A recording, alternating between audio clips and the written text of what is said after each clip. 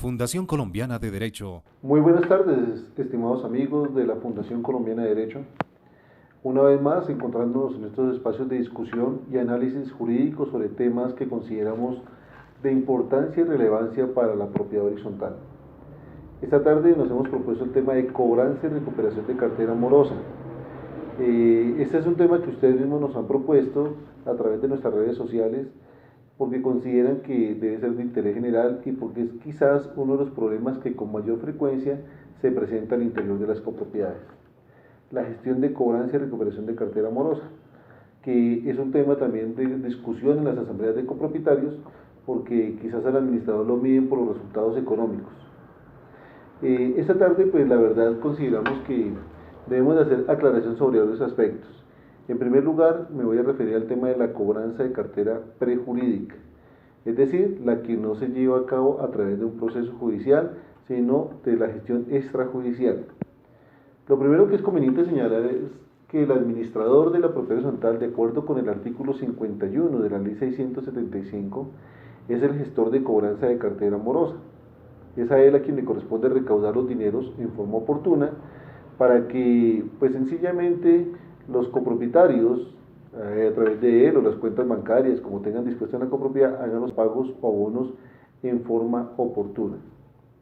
Pero la pregunta es, ¿qué sucede cuando los copropietarios o los tenedores a cualquier título, porque recuerde que también son deudores solidarios, como dice el artículo 29, no cancelan, no pagan oportunamente las cuotas de administración? Entonces, lo primero que debemos decir es que el administrador de la propiedad horizontal debe adelantar todas las gestiones de cobro en forma oportuna, debe de realizar los cobros de manera prejurídica, si se quiere, enviando las comunicaciones correspondientes.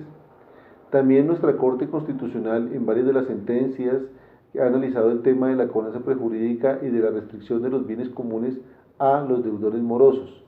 Hay varias sentencias, entre ellas la sentencia T630 del año 99. Tenemos también una sentencia de unificación por allá del año 2001, donde nos dice que es válido adelantar varias gestiones de cobranza prejurídica y de restricción de bienes comunes a los deudores morosos. De manera de ejemplo, suspender el servicio de parqueaderos comunales, sean estos o no de uso exclusivo, es perfectamente válido. También suspender el servicio de piscinas, gimnasios, salones sociales, también es perfectamente válido. Como también la Asamblea podría adoptar eventualmente algún tipo de cobro diferencial para las personas que se encuentran en el día y las personas que se encuentran en mora. ¿Qué quiere decir esto? Hay copropiedades donde de pronto el salón social tiene algún cobro por la hora o por las horas que se usen, entonces podrían definir una tarifa diferencial.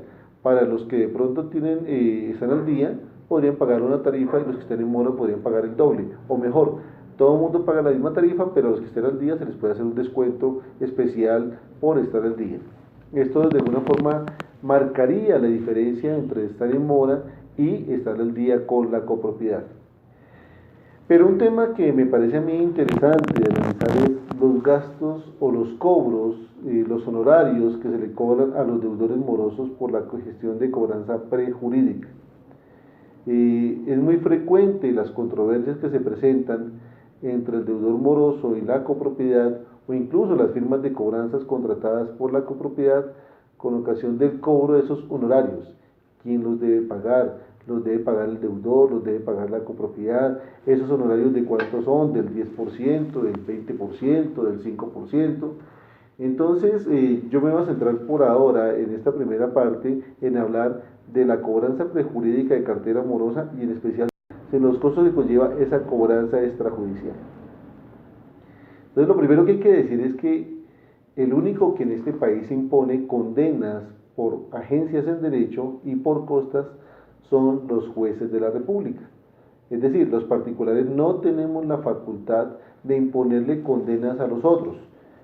Recuerden ustedes que el artículo 440 del nuevo Código General del Proceso nos indica que a continuación de la sentencia en el proceso ejecutivo, el juez fijará las costas y agencias en derecho correspondientes, que debe pagar la parte vencida en el proceso. Pero como estamos en un proceso de cobranza de cartera prejurídica, pues no hay sentencia y mal podría haber también una condena en costas. Entonces, lo primero que hay que decir acá es que si en la cobranza de cartera prejurídica las partes convienen que el deudor moroso, y cuando me refiero a las partes me refiero al acreedor, copropiedad, propiedad horizontal, y la otra parte es el deudor moroso. Y pues ahora obviamente hará parte, digamos, del equipo del ejecutante la firma de cobranzas de cartera morosa. Si las partes convienen que el deudor moroso pague algún valor por concepto de la gestión de cobranza de cartera morosa, ejemplo, un 10%, un 5%, y lo dejan documentado en un acuerdo de pago, en un acuerdo de transacción, eso es perfectamente válido, eso es perfectamente oponible, porque el deudor moroso se está obligando, él mismo está aceptando ese cobro del 5, del 10 o del 20%, dependiendo de cada caso, y digamos que de alguna forma ese contrato o acto jurídico es perfectamente válido para las partes y obviamente obliga al deudor, como nos dice el artículo 1602 del Código Civil colombiano. Todo contrato válidamente celebrado es una ley para los contratantes. Pero si el deudor moroso se niega a pagar algún tipo de honorarios de gestión de cobranza y el deudor de pronto a partir de la notificación de que se le está siguiendo algún tipo de requerimiento, cancela toda la deuda, consigna todos los dineros a órdenes de la copropiedad. En ese caso uno se preguntaría, ¿él tiene la obligación de pagar honorarios de gestión de cobranza de cartera?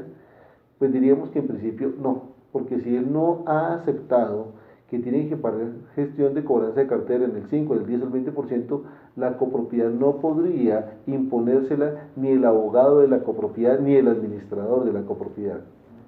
La única forma para que el deudor moroso se obligue a pagar honorarios de gestión de cobranza prejurídica y en los porcentajes establecidos por las partes sería que esto estuviera incorporado en el reglamento de propiedad horizontal, que en el reglamento de la propiedad horizontal se dijera, por ejemplo, el no pago de cuotas de administración en forma oportuna generará por cobranza prejurídica el 10%, y si eso está elevado a escritura pública y registrado en los folios de matrícula inmobiliaria, eso es perfectamente válido, eso es perfectamente oponible para todos los deudores morosos de la copropiedad. Pero si en el reglamento de propiedad horizontal no se dice nada, consideramos que el deudor moroso queda en completa libertad y autonomía de aceptar o no aceptar los honorarios que se le pretenden cobrar. Entonces la pregunta aquí que salta a la vista es, ¿y entonces quién le paga al abogado o quién le paga la firma de cobranzas por su gestión? Pues allí lo que le correspondería sería a la copropiedad realizar los pagos correspondientes porque es la copropiedad la que lo contrata. Si bien es cierto, el Código Civil colombiano, por a partir de los artículos 1628 y subsiguiente, nos habla sobre el pago y nos dice que todos los gastos que conlleve el cobro de la cartera corresponden al deudor, eso no puede ser interpretado de que caprichosamente el acreedor le puede imponer los cobros que él quiera. Estos cobros deben de ser, obviamente, o parte del contrato o parte del reglamento de propiedad horizontal. Si hay un acuerdo de pago o bien o parte de ese acuerdo de pago. Entonces, para puntualizar aquí, en la gestión de cobranza prejurídica, son las partes las que de mutuo acuerdo, deudor y acreedor, fijan los costos y los gastos que eventualmente va a asumir el deudor cuando incurre en mora. Si el deudor los acepta y queda documentado esto, es perfectamente válido que se le cobre. Si el deudor no ha aceptado ningún tipo de honorarios por gestión de cobranza de cartera, no sería válido que se le cobrara ningún valor porque nadie le puede imponer caprichosamente, autónomamente, unilateralmente cobros por gestión de cobranza de cartera. Esto le corresponde a un juez de la República en un proceso judicial, pero insistimos, en la cobranza prejurídica no hay proceso judicial como tal. Valga la pena mencionar que la Superintendencia Financiera de Colombia, a propósito de la gestión de cobranza de cartera y para evitar los abusos que a veces se cometen en contra de los deudores, y no es que yo diga que los deudores hay que protegerlos, ni que los deudores de pronto actúan bien y que no hay que constreñirlos, pero todos siguen siendo personas y como personas merecen derecho al respeto y a la dignidad. La Superintendencia Financiera de Colombia sacó un decálogo, un manual que ustedes pueden consultar en la página de la Superintendencia Financiera de Colombia en www.superfinanciera.gov.co, donde dice prácticas prohibidas en la gestión de cobranza de cartera. Si bien es cierto, eso está referido para el sector financiero, para las compañías financieras, los bancos y demás, podemos tomarlo como una referencia. En ese documento, la Superintendencia Financiera, por ejemplo, nos dice que no se permite hacerle llamadas al deudor en horas que no son las convenientes o adecuadas del diario vivir de las personas. A manera de ejemplo, no se le puede llamar a altas horas de la noche o altas horas de la madrugada, con el pretexto de que, bueno, si por lo menos no paga, tampoco duerme. Entonces no se podría pues uno pensar que a las 12, a la 1 de la mañana podría uno llamarlo, porque eso afecta a la persona.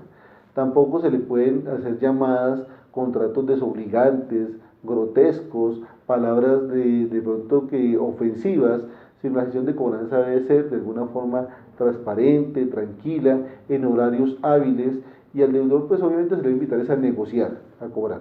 Tercero, las firmas de cobranza de cartera o los abogados que gestionen cobranza de cartera morosa tienen derecho a percibir los honorarios por sus servicios.